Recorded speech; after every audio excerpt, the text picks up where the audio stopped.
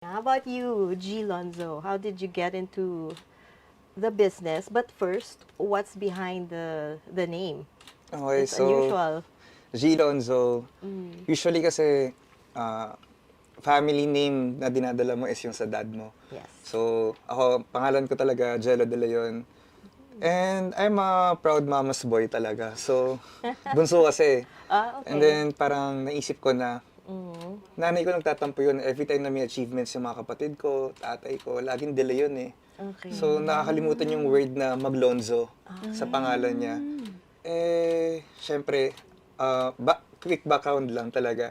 Architect kasi ako, like, nagpa-practice ako ng architecture. Okay.